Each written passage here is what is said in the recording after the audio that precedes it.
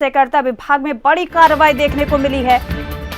देहरादून से जानकारी आपको दे रहे हैं कि सीएम तीरथ सिंह रावत ने भ्रष्टाचार पर हंटर चलाया है। बड़ी जानकारी आपको दे रहे हैं, सीएम के निर्देश पर सहायक निबंधक को निलंबित किया गया है। सीएम के निर्देश पर इस कार्रवाई को अंजाम दिया गया है। बड़ी कार्रवाई की गई है। हरीश चंद्र खंडूरी को तत्काल प्रभाव से निलंबित किया गया है। वहीं उधम सिंह नगर के सहायक निबंधक हरीश चंद्र खंडूरी निलंबित किए गए हैं। सचिव सहकारिता आर मीनाक्षी सुंदरम ने आदेश इसका जारी किया है। हरीश चंद्र खंडूरी को अनुशासनात्मक कार्रवाई के तहत निलंबित किया गया है। बड़ी कार्रवाई की गई है। नियम के खिलाफ संविदा पर नई नियुक्तियां की थी और इसके संबंध में इस कार्रवाई को अंजाम दिया गया है। बड़ी जानकारी आपको दे रहे हैं कि CM Tirath Singh Rawat action mode में बेहद नजर आ रहे हैं। इस कार्रवाई को अंजाम दिया गया है, यानी कि हरीश चंद्र खंडूरी को तत्काल प्रभाव से निलंबित किया गया है और नियम के खिलाफ संविदा पर नई नियुक्तियां की थी और इसके संबंध में इस कार्रवाई को अंजाम दिया गया है। सीएम तीरथ सिंह रावत ने भ्रष्टाचार पर हंटर चलाया है। बड़ी जानकारी देहरादून से आपको दे रहे हैं कि अब एक्शन मोड में सीएम नजर आ रहे हैं और इस कार्रवाई को अंजाम दिया गया है। सचिव सहकारिता आर मीनाक्षी सुंदरम ने आदेश इसके लिए जारी कर दिया गया है। तो हरीश चंद्र खंडूरी को तत्काल प्रभाव से निलंबित कर दिया गया है और एक के बाद एक कड़े फैसले मुख्यमंत्री की तरफ से लिए जा रहे हैं। तो उधम सिंह नगर के सहायक, ये कहा जा रहा है उन पर गाज गिरी है, उनको निलंबित किया गया है। तो सीएम तीरथ सिंह रावत के आदेश के बाद इस कार्रवाई को अंजाम दिया गया है।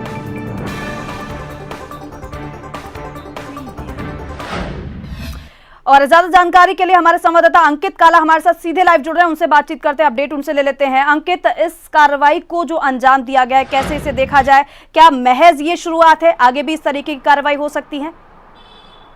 बिल्कुल, देखिए दीपिका, इसका संदेश काफ़ी बड़ा है और मुख्यमंत्री तीरथ सिंह रावत ने इस बात को ये कहीं ना कहीं दर्शाया है कि राज्य में करप्शन पर जीरो टॉलरेंस की नीति पर सरकार काम करी और किसी भी इस तरीके की जो करप्शन वाली चीज़ें हैं इसको बर्दाश्त नहीं किया जाएगा, इसको सरकार बख्शेगी नहीं। और इसी के तहत मुख्यमंत्री तीरथ सिंह रावत ने ये आदेश जारी किए गए थे और उन्हीं की आदेश के बाद सहकारिता सचिव आर मीनाक्षी सुंदरम ने जो अधिकारी हैं हरीश चंद्र खंडूरी, इनके निलंबन के आदेश दिए हैं। उन पर धान खरीद में गड़बड़ी का आरोप है। इसके अलावा संविदा के तहत जो कर्मचारी की भर्तियां थी उसमें भी इन पर आरोप था। तो इस तरीके से एकाएक कई आरोप उन पर लग रहे थे हरीश चंद्र खंडूरी जी पर।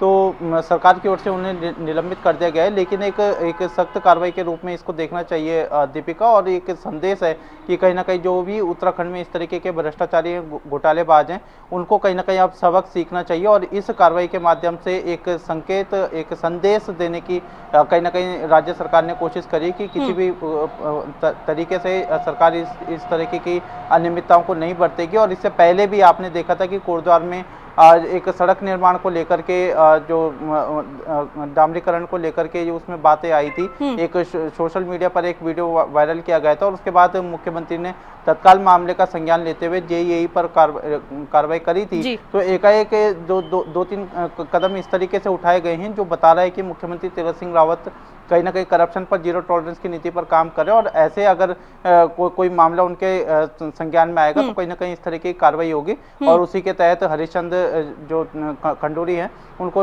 निलंबित किया गया है। जी, यानी कि एक सीख, एक संदेश मुख्यमंत्री की तरफ से साफ दिया गया है अंकित कि सुधर जाइए, लापरवाही मत बरतिए। अगर भ्रष्टाचार के मामले में आपका नाम सामने आता है तो निश्चित तौर पर कार्रवाई की जाएगी। ठीक है अंकित, बने रहिए हमारे साथ, आगे भी आपसे जानकारी ली जाएगी। देहरादून से खबर आ रही है, होली में कोरोना से बचाव के लिए गाइडलाइन जारी की गई है। होली दहन के दौरान कार्यक्रम स्थल पर एकत्रित नहीं होगी भीड़, ये कहा गया है गाइडलाइन के तहत। साथ ही होली दहन के दौरान मास्क और सोशल डिस्टेंसिंग अनिवार्य कर दी गई है।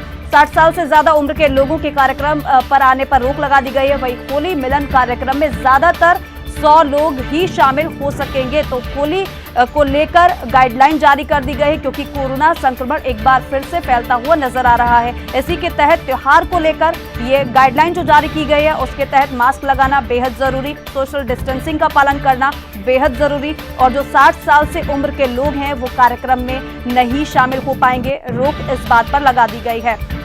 तो ये गाइडलाइन जो जारी की गई है उसकी जानकारी आपको दे रहे हैं कि किस तरीके से अब पालन किया जाएगा गाइडलाइन का। होली मिलन कार्यक्रम में ज्यादातर 100 लोग ही शामिल हो सकेंगे। अगर इससे ज्यादा लोग शामिल होते हैं तो कार्रवाई की जाएगी और 60 साल से ज्यादा उम्र के जो लोग हैं वो किसी कार्यक्रम में शामिल नहीं हो पाएंगे। हमारे संवाददाता अंकित काला हमारे साथ लगातार बने हुए हैं, उनसे भी अपडेट ले लेते हैं। अंकित, गाइडलाइन जारी कर दी गई है, गाइडलाइन में और क्या कुछ कहा गया है? देखिए दीपिका, जिस तरीके से कोरोना के मामले एक बार फिर से लगातार बढ़ रहे हैं और उसको देखते हुए सरकारी स्तर पर काफ़ी चिंताएं बढ़ गई है और ऐसे में सरकार नहीं चाहती कि किसी भी तरीके से इस होली के पर्व में इस तरीके का खलल पैदा हो या फिर जो कोरोना विस्फोट है वो राज्य में देखने को मिले। तो एहतियातन के तौर पर सरकार की ओर से एक गाइडलाइन जारी की गई है जो कि विशेष रूप से होली के पर्व को देखते हुए सरकार ने इस गाइडलाइन को जारी करा है। इसमें एक तो आप सबसे पहले जो अधिकतम सीमा है उसमें आप 100 से ज्यादा लोगों को शामिल नहीं कर पाएंगे कार्यक्रम में। जो आयोजक होंगे, जो भी कार्यक्रम का आयोजन करेंगे, उनको ये अनिवार्य है कि आपको थर्मल स्क्रीनिंग की व्यवस्था करनी होगी, सैनिटाइजेशन की व्यवस्था करनी होगी। इसके अलावा कार्यक्रम में सोशल डिस्टेंसिंग का विशेष रूप से पालन हो सके दीपिका, तो ये भी सुनिश्चित कहीं ना कहीं आयोजनकर्ताओं को करना होगा। इसके अलावा सरकार ने ये कहा है कि एक तो अधिकतम सीमा 100 कर दी गई है लोगों के शामिल होने की। इसके अलावा जो 60 साल से अधिक उम्र के जो बुजुर्ग की श्रेणी में आते हैं उनको भी मनाही की गई है।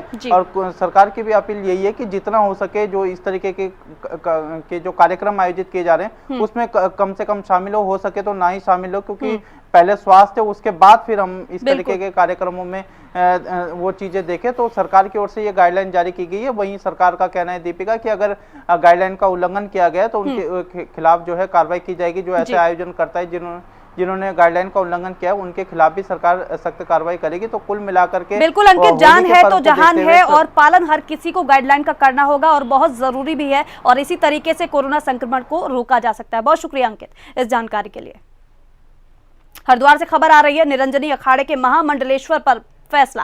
बीजेपी विधायक बनेंगे निरंजनी अखाड़े के महामंडलेश्वर और ज्वालापुर विधायक सुरेश राठौर बनाए जाएंगे महामंडलेश्वर। जानकारी आपको दे रहे हैं कि महामंडलेश्वर की अप्रैल के पहले सप्ताह में ताजपोशी होगी। ताजपोशी के बाद 12 अप्रैल को विधायक करेंगे शाही स्नान। इसके अलावा राठौर अखाड़े के संतों के साथ विधायक शाही स्नान करेंगे। अखाड़े की कार्यकारिणी की बैठक में सर्वसहमति से ये फैसला लिया गया है। हरिद्वार जिले की ज्वालापुर विधानसभा सीट से बीजेपी विधायक सुरेश राठौर निरंजनी अखाड़े के महामंडलेश्वर बनेंगे।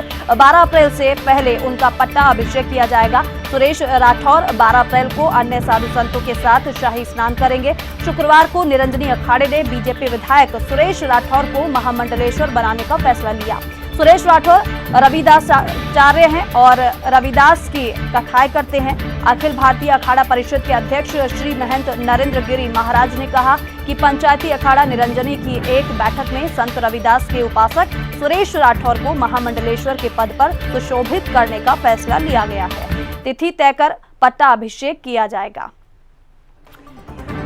तो सुरेश राठौर और महामंडलेश्वर बनेंगे और इसके लिए तारीख भी तय की जाएगी। जल्द ही उनका अभिषेक किया जाएगा। शाही स्नान सुरेश राठौर करेंगे, उसके बाद महामंडलेश्वर की उपाधि उनको मिल जाएगी। तो बीजेपी विधायक हैं सुरेश राठौर जो कि निरंजनी अखाड़े के महामंडलेश्वर बनेंगे।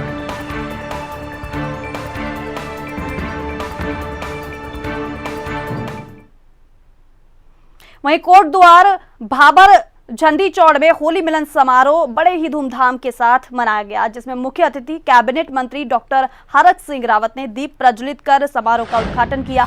होली मिलन समारोह में रंगारंग कार्यक्रम का आयोजन किया गया और कैबिनेट मंत्री डॉक्टर हरक सिंह रावत ने जनता से वो रूबरू हुए और लोगों के साथ होली खेली और गानों पर जमकर ठुमके भी लगाए। इस दौरान वन मंत्री हरक सिंह रावत ने कहा कि जिस तरह झंडी चौड़ एक पिछड़ा हुआ इलाका है, आज जब हम होली मिलन कार्यक्रम में शामिल हुए तो देखा कि इस इलाके की हमारी माताएं और बहनों ने अपने गीतों के माध्यम से और अपने नृत्य के माध्यम से, चाहे शराब के खिलाफ हो या फिर पर्यावरण को बचाने की बात हो, जो संदेश दिया है निश्चित रूप से काबिल तारीफ है। डॉक्टर हरक सिंह रावत ने आगे कहा कि हमारी बहनें और बेटियां जो कि घर चलाने के बाद भी इतना सुंदर नृत्य करके समाज को संदेश देने का काम कर रही हैं, वो एक बहुत ही अच्छी बात है। हम सबके जीवन में कोरोना महामारी के बाद एक भय का वातावरण बन गया है और एक डर था। कोरोना महामारी के कारण बहुत सारे लोगों को हमने प्रदेश और देश में खोया है, लेकिन इसके बावजूद भी आज हम इस होली के रंग में रंगे हैं। तो मैं भगवान से प्रार्थना करता हूं कि कोटद्वार वासियों को जीवन में ये रंग हमेशा इसी तरह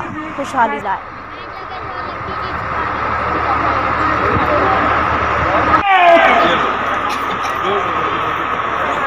और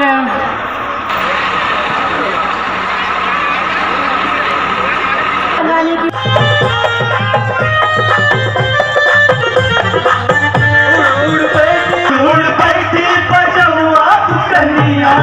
कपड़ा के सब रस ले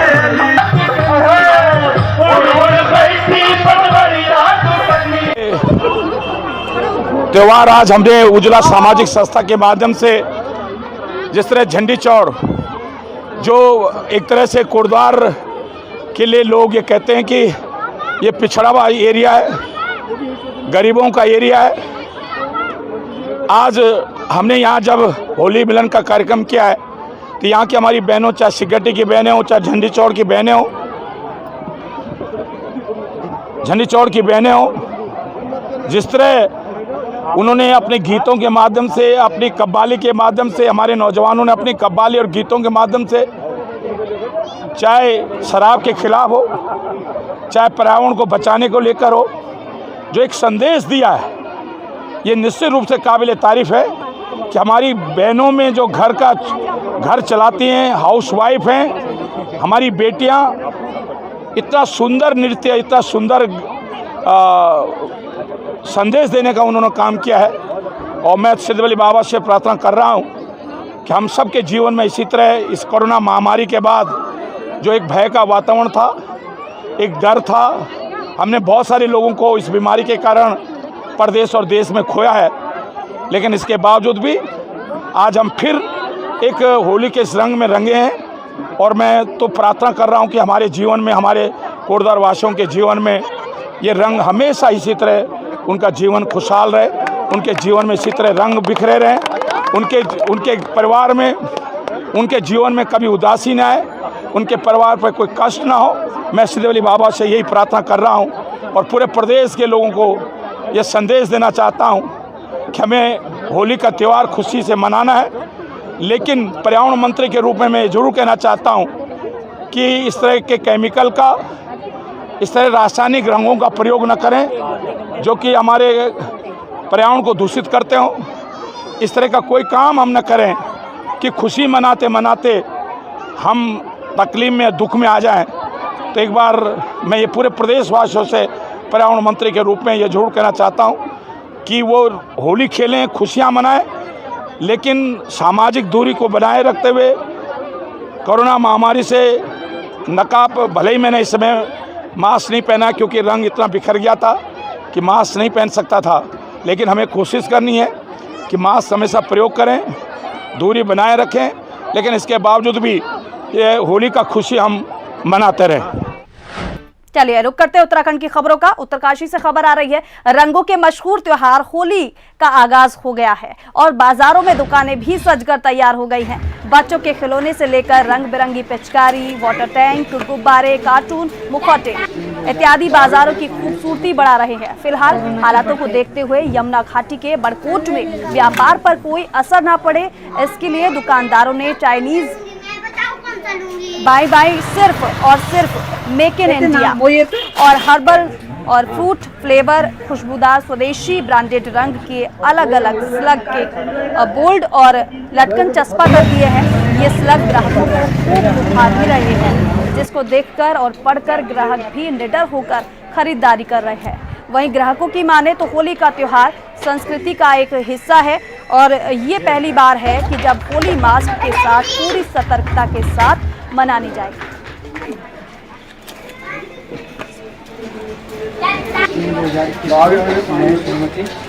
कोरोना के बढ़ते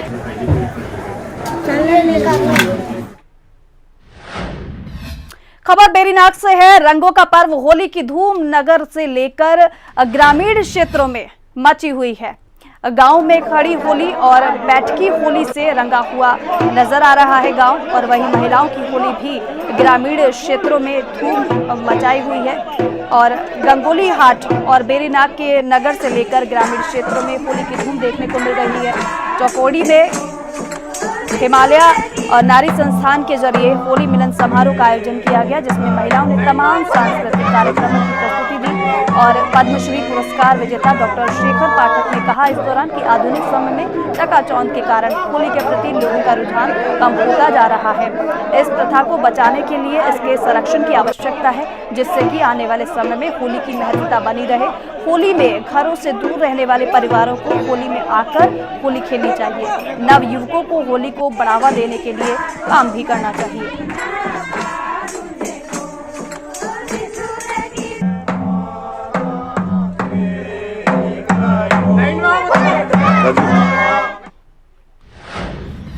मसूरी में उत्तराखंड भाजपा प्रदेश प्रभारी दुष्यंत कुमार गौतम का मसूरी पहुंचने पर भाजपा कार्यकर्ताओं ने भव्य स्वागत किया।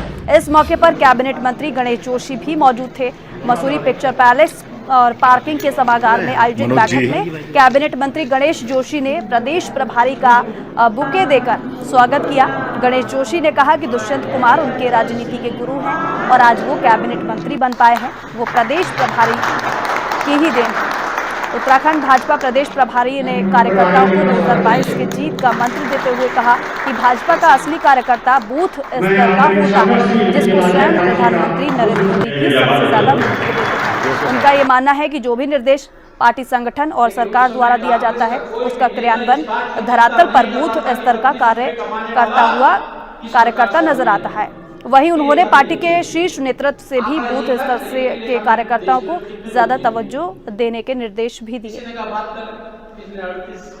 अगर हम 2022 की रणनीति के लिए हम शुरू से जब पहले बार चुनाव जीतते हैं उसके बाद में अगली रणनीति को बढ़े जाते हैं। हमारा चुनाव जीतना ही एक कार्य नहीं है, हमारा काम का लक्ष्य और केंद्र बिंदु होता है सेवा। सेवा में लगातार जनता के साथ हम जुड़े जाते हैं, इसलिए चुनाव के लिए स्पेशल करना। हाँ, ये बात जरूरी है कि चुनाव में जनता की अपेक्षा बढ़ती है, कार्यकर्ता की अपेक्षा बढ़ती है, विधायकों की अपेक्षा बढ़ती है और सरकार को कसौटी पे दिखाना भी पड़ता है। इसलिए थोड़ी तेजी लाने की आवश्यकता है। वैसे हम हर समय तैयार हैं, क्योंकि आपने देखा होगा कोई भी ऐसी चुनौती स्वीकार नहीं करता जैसी चुनौती हमने 2 उपचुनाव में हम खुद चाह रहे हैं।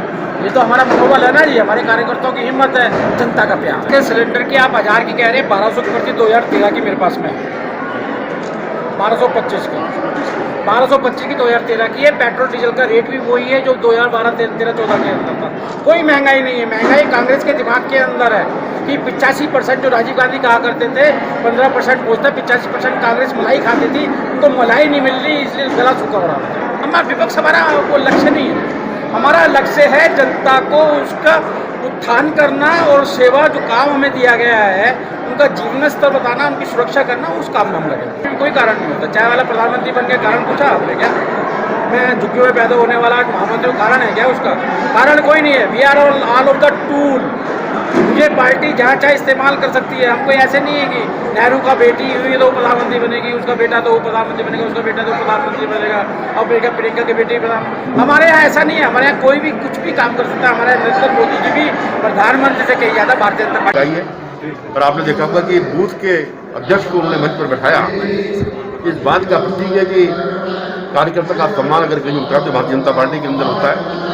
और जो मंत्र उन्हें आज हमें दिए हैं, निश्चित ही उसका अनुसरण करते हुए भारतीय जनता पार्टी एक बार प्रदेश के अंदर भारतीय जनता पार्टी बिल्कुल हर जगह प्रभारी नियुक्त किए गए हैं, पार्टी की तरफ से अलग किए गए हैं, सरकार की तरफ से जिलों की प्रभारी बनाया गया। मुझे उत्तराकाशी का प्रभारी बनाया गया है, पार्टी की तरफ से विनय गोयल का प्रभारी।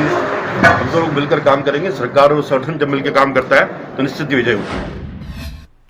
उत्तराखंड के भाजपा प्रदेश प्रभारी दुष्यंत कुमार गौतम के उत्तराखंड के मुख्यमंत्री तीरथ सिंह रावत के द्वारा हाल में दिए गए विवादास्पद बयानों में सफाई देते हुए कहा कि एक व्यक्ति बेटी का बाप भी होता है और फटी जींस में उनके द्वारा अपनी व्यक्तिगत राय दी गई और वही राज्य और देश की स्थिति देखते हुए वो कुछ भी कह सकते हैं। उन्होंने कहा कि राजनीति में खाली वो ही बातें चलती हैं जैसे कांग्रेस पार्टी के कार्यकर्ता करते हैं।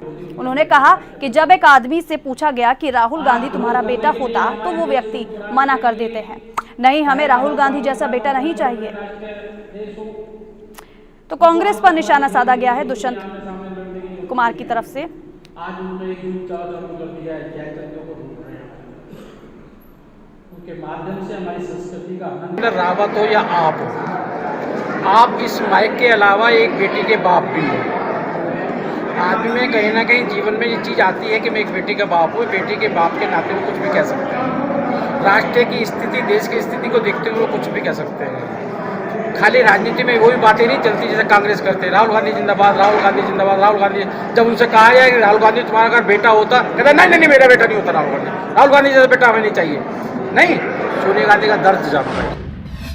उत्तराखंड में होने वाले विधानसभा चुनाव को फतेह करने के लिए बीजेपी ने तैयारी तेज कर दी है और इसी के तहत मुख्यमंत्री तीरथ सिंह रावत ने नए सिरे से मंत्रियों को जिलों का दायित्व सौंप दिया है, जिसके तहत शिक्षा मंत्री अरविंद पांडे और राज्य मंत्री डॉक्टर धन सिंह रावत को पहले की तरह ही 2-2 जिलों का प्रभारी मंत्री बनाया गया है, जबकि अन्य मंत्रियों को एक-एक जिले की जिम्मेदारी दी गई है। वहीं बीजेपी प्रदेश उपाध्यक्ष डॉक्टर देवेंद्र भसीन ने बताया कि राज्य के सभी 11 मंत्रियों को अलग अलग जिलों की जिम्मेदारी दी गई है और सभी प्रभारी मंत्रियों की जिम्मेदारी जिलों में विकास कार्यों की निगरानी और विकास को गति देने की होगी। माननीय मुख्यमंत्री श्री तीरथ सिंह रावत जी ने जिला स्तर पर और जमीनी स्तर पर विकास को तेज गति देने के लिए प्रदेश सरकार के सभी 11 मंत्रियों को अलग अलग जिलों का प्रभारी मनोनीत किया है और उनसे अपेक्षा की गई है कि वे जिला नियोजन अनुश्रवण समिति और विकास कार्यों का पर्यवेक्षण करेंगे। और अभी हमारे प्रदेश के माननीय प्रभारी श्री दुष्यंत जी भी देहरादून आए थे और उन्होंने मंत्रियों से बातचीत की है। तो सरकार जो है वो जमीनी स्तर तक विकास को तेज़ी से ले जाने के प्रति पूरी तरह गंभीर है और इस प्रक्रिया में जो माननीय मंत्रीगण प्रभारी बनाए गए हैं उनकी महत्वपूर्ण भूमिका रहने वाली है। सल्ट उपचुनाव की सीट के लिए पैनल तैयार होने के बावजूद कांग्रेस में प्रत्याशी के चयन को लेकर मशक्कत जारी है।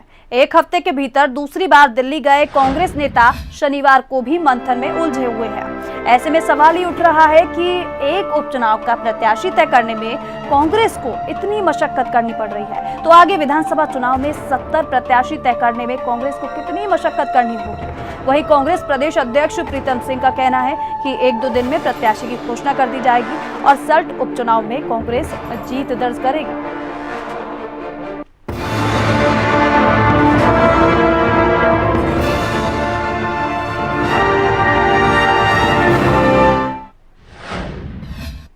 गन्ना एवं चीनी उद्योग मंत्री स्वामी यतीश्वरानंद से हमारे संवाददाता ने खास बातचीत की है। इस दौरान उन्होंने कहा कि केवल गन्ना समनबद्ध ही नहीं बल्कि दूसरे विभागों से संबंधित शिकायतों पर भी तुरंत एक्शन लेंगे। उन्होंने दावा किया कि किसानों की तमाम समस्याओं के खात्मे के लिए खास रोड मैप भी बनाया गया है और क्या कुछ उन्होंने कहा वो सुनिए। प्रदेश के चीनी उद्योग एवं गन्ना मंत्री यतीश्वरानंद ने घोषणा कर दी है कि वो केवल गन्ना या चीनी के मंत्री नहीं है, प्रदेश में हर महकमे के अधिकारी कर्मचारी को सुदृढ़ और सुव्यवस्थित ढंग से काम करना पड़ेगा। हमारे साथ में जुड़े हुए हैं आज गन्ना मंत्री, बात करेंगे।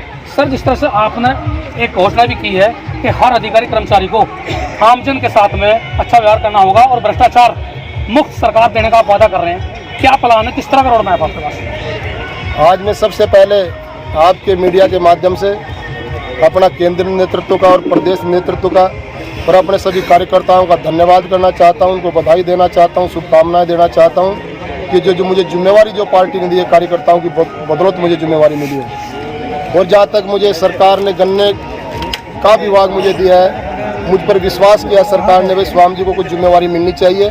मैं उसका बड़ी ईमानदारी के साथ, बड़ी कर्मठता के साथ उसका पालन करूँगा और मेरी ये कोशिश रहेगी जो भी व्यक्ति मेरे डिपार्टमेंट से संबंधित या अन्य डिपार्टमेंट के संबंधित आएगा, मेरा ये प्रयास रहेगा वो कोई मेरे से असंतुष्ट होकर न जाए। मेरी 100% कोशिश रहेगी, मैं संतुष्ट करने की कोशिश करूंगा। और जैसा कि आपने कहा कि आपकी सरकार का रोड मैप क्या है, हमारी सरकार का रोड मैप विकास है, सबका साथ, सबका विकास, सबका विश्वास।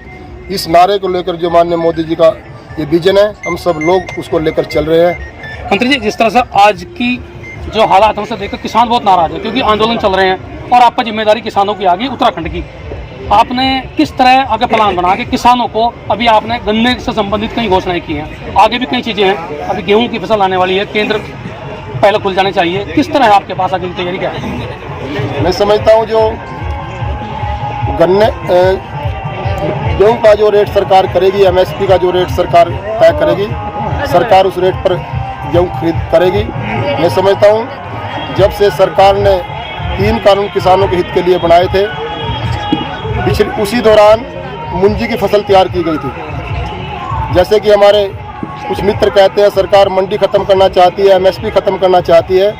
ये उसका उदाहरण है कि पिछली सरकारों की और वर्तमान में जो मुंजी की जो खरीद सरकार ने की, पिछली बार से 2-3 गुना ज़्यादा उत्तराखंड के अंदर की है। ये बात बिल्कुल झूठा आरोप है कि सरकार मंडियों को बंद करना चाहती है, MSP को बंद करना चाहती है। और जो 3 कानून माननीय मोदी जी ने बनाए हैं, ये किसानों के हित के लिए बनाए गए हैं। पहले किसान क्या करते थे, ज्वालापुर मंडी का किसान अगर उससे 1 किलोमीटर आगे चला गया तो उसका चालान कट जाता था, उसका टैक्स क्या नाम, उस पर जुर्माना लगाते थे कर्मचारी अधिकारी। अब किसान अपनी फसल को अगर ये लगता है कि मेरे गेहूं का रेट हरियाणा में ज़्यादा है, पंजाब में ज़्यादा है, दिल्ली में ज़्यादा है, हिमाचल में ज़्यादा है, वो अपने गेहूं को और अपनी फसलों को वहाँ भी ले जा सकता है। तो किसान तो नाराज हैं, फिर भी वो तो आंदोलन कर रहे हैं। इन्हें किस तरह संतुष्ट करेंगे आप? क्योंकि हमारे उत्तराखंड में भी कई संगठन ऐसे हैं जो बार बार उनका समर्थन कर रहे हैं और धरना प्रदर्शन करते रहते हैं। मैं समझता हूँ जो किसान नाराज हैं, सरकार का दरवाज़ा खुला है।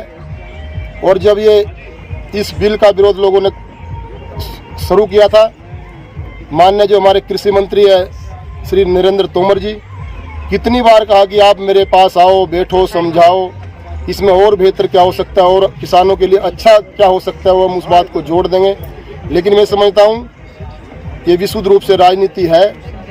जिन राजनीतिक दलों की ज़मीनें खिसक गई थी, वो किसानों को मोहरा बनाकर उनके नाम पर राजनीति करना चाहते हैं। अब हिंदुस्तान का आम जनमानस पढ़ा लिखा है, सब जानते हैं कौन किस लिए क्या कर रहा है, क्या बोल रहा है, उसके क्या मायने हैं। मैं समझता हूँ लोग गुमराह होने वाले नहीं हैं। प्रदेश के तमाम किसानों का गन्ना एक बोरी लेने की आपने बात कही है, और हमारे पास जो 3 चीनी मिल हरिद्वार में है, सबसे ज़्यादा गन्ना हरिद्वार में होता है। आपको लगता है कि चीनी मिल उस पर खरे उतरेंगे या फिर अगर क्या एक्शन होगा? मैंने अभी लगभग 4-5 दिन पहले गन्ने से संबंधित सभी अधिकारियों की बैठक ली थी। इस समय अगर सबसे ज़्यादा गन्ना अगर किसी शुगर मिल में के क्षेत्र में खड़ा है तो वो लक्सर है, और दूसरे नंबर पर हमारा लिब्बा रेडी है, और तीसरे नंबर पर हमारा इकबालपुर है। मैंने अभी कहा था आपको, जब तक किसान का गन्ना समाप्त नहीं हो जाएगा, जब तक किसान ये नहीं कहेगा कि मेरा सारा गन्ना चला गया, तब तक शुगर मिल बंद नहीं होने दिए जाएंगे। ये सरकार का दिशा निर्देश है। चलिए, तो आपने सुना स्वामी तीसरानंद ने साफ कर दिया है एक बार फिर कि गन्ने से संबंधित समस्याओं को समाप्त कर दिया जाएगा। साथ में किसी और डिपार्टमेंट से संबंधित भी जो लोग उनके पास आएंगे वो सीधे उस पर भी एक्शन लेंगे। यानी इन्हें पूरा कॉन्फिडेंस है कि मुख्यमंत्री की तरफ से एक तरफ से इन्हें कहा भी गया है कि जो भ्रष्टाचार में लिप्त लोग हैं उनके खिलाफ कार्रवाई करेंगे। तो आने वाला वक्त बताएगा कि जिस तरह से मंत्री के आदेश है उन पर प्रशासन कितना खरा उतरता है। जसप्रीत सिंह, हिंदी खबर, लक्सर। देहरादून की रायपुर थाना पुलिस ने करीब 1000 उपनल कर्मचारियों पर महामारी एक्ट में मुकदमा दर्ज किया है। दरअसल 25 मार्च को उपनल कर्मचारियों ने मुख्यमंत्री आवास का घेराव किया था। आरोप यह है कि बिना अनुमति के भीड़ इकट्ठा होने के साथ ही मुख्यमंत्री आवास घेराव के दौरान कोविड की गाइडलाइन का उल्लंघन किया गया, जिसके बाद पुलिस ने मुकदमा दर्ज किया। वहीं इस मामले में राजनीति भी शुरू हो गई है। कांग्रेस प्रदेश अध्यक्ष प्रीतम सिंह का कहना है कि लोकतंत्र में जनता को प्रदर्शन करने का अधिकार है, लेकिन सरकार ने घबराहट में मुकदमे दर्ज कर दिए हैं। सरकार को चाहिए कि कर्मचारियों पर दर्ज मुकदमों को वापस लेने के साथ ही कर्मचारियों की मांगों का निस्तारण करें। वहीं बीजेपी प्रदेश उपाध्यक्ष डॉक्टर देवेंद्र भसीन का कहना है कि सरकार उपनल कर्मचारियों की मांगों को लेकर संवेदनशील है। कर्मचारियों की मांगों के निस्तारण के लिए समिति का गठन किया गया है।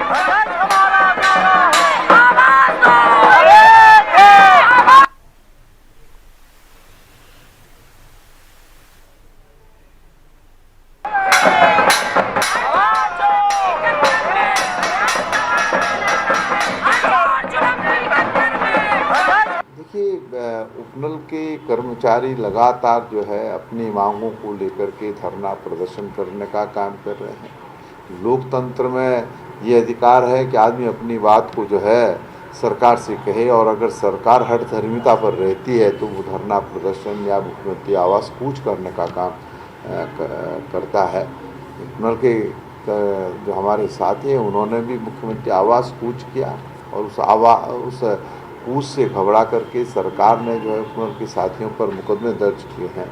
हम सरकार से कहना चाहते हैं कि तत्काल प्रभाव से मुकदमे वापस ले और उपनल के साथियों के साथ वार्ता करें और उनकी समस्या का समाधान करने का काम करें। देखिए, उपनल कर्मचारियों के मामले में एक और हमारे मुख्यमंत्री जी ने एक समिति बना दी है और वो इस पर विचार करके क्या हम इसमें कर सकते हैं उनके हित को देखते हुए वो काम हुआ है। दूसरी ओर हमारे कैबिनेट मंत्री जो सैनिक कल्याण के हैं श्री गणेश जोशी, उन्होंने भी कहा किसी भी जो आंदोलन में उपनल कर्मचारी हैं किसी की नौकरी नहीं जाएगी। तो ये सरकार के जो सकारात्मक सोच है ये उसका प्रमाण है। अब घटना जो होती है कभी कभी वो तात्कालिक कारण से हो जाया करती है, लेकिन सरकार उनके प्रति पूरी तरह संवेदनशील है और उनके प्रति सरकार की माननीय मुख्यमंत्री जी की पूरी सहानुभूति है। पौड़ी जिलाधिकारी विजय कुमार जोगदंड ने जिला मुख्यालय स्थित जिला पंचायत विभाग, पूर्ति विभाग और आयुर्वेदिक विभाग का औचक निरीक्षण किया। निरीक्षण के दौरान जिला पंचायत से कई कर्मचारी बिना सूचना दिए ही अनुपस्थित पाए गए। इसके साथ ही जिला पंचायत के जेई भी कार्यालय से अनुपस्थित पाए गए और जिसका संज्ञान लेकर जिलाधिकारी ने सभी उच्च अधिकारियों और कर्मचारियों से स्पष्टीकरण मांग लिया है। इसके साथ ही जिलाधिकारी के जरिए उपस्थिति रजिस्टर में भी इन सभी को अनुपस्थित लोगों की अनुपस्थिति दर्ज करा दी गई है। जिलाधिकारी ने कहा है कि पिछले लंबे समय से शिकायतें आ रही थी कि शनिवार के दिन अधिकारी अपने कार्यालय में मौजूद नहीं पाए जाते हैं, जिसके बाद उनके द्वारा आज इन तमाम विभागों का औचक निरीक्षण किया गया है। उन्होंने बताया साथ ही कि निरीक्षण के दौरान विभागों में कई खामियां भी पाई गई हैं, जिसको लेकर उन्होंने विभागीय अधिकारियों को 3 दिन का समय भी दिया है। कार्ड कितने होने थे, कितने हो गए? रुड़की सिविल लाइन कोतवाली क्षेत्र के बेलडा गांव में 23 मार्च से लापता युवक का शव मिलने से हड़कंप मच गया। लापता युवक की बाइक जंगल से बरामद हुई थी, जिसके बाद पुलिस ने युवक की तलाश की तो पास के बोरवेल में रेस्क्यू किया गया। 15 घंटे की कड़ी मशक्कत के बाद पुलिस ने युवक का शव बरामद कर लिया है। सिविल लाइन कोतवाली पुलिस ने युवक के शव को पोस्टमार्टम के लिए भेज दिया है। वहीं परिजनों ने युवक की हत्या की आशंका जताई है। फिलहाल परिजनों की तहरीर के आधार पर पुलिस पूरे मामले की जांच पड़ताल कर रही है।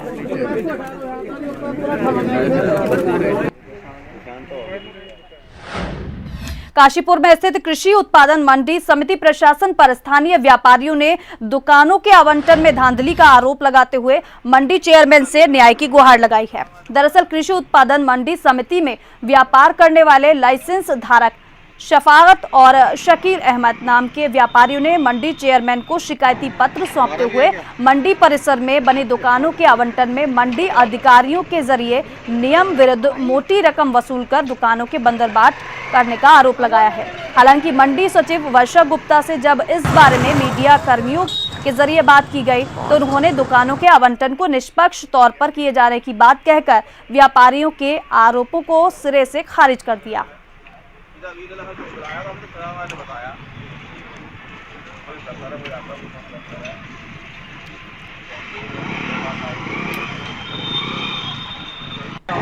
हमारा भी है क्या? तो कृषि उत्पादन मंडी समिति पर प्रशासन ने आरोप प्रशासन पर लगाया हुआ है और जो पात्र थे उन्हीं को आवंटन हुआ है दुकानों का।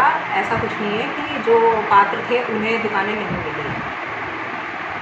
आवंटन नियमावली के हिसाब से जो लोग पात्र थे उन्हीं को दुकानें आवंटित। मैंने जैसे कुछ लोगों का जो आरोप है कि हमने मंडी शुल्क भी जमा किया है और एक परिवार से 4 दुकानें परिवार को दे दी गई, इसमें क्या कहना आपका? देखिए, एक परिवार से 4 दुकानें दी गई हैं ऐसी कोई बात नहीं है। जितने लाइसेंसी हैं लाइसेंसी की पात्रता के हिसाब से उसको दुकानें आवंटित की गई हैं, ना कि इस आधार पर कि एक परिवार के 4 हैं तो उनको कर दिया।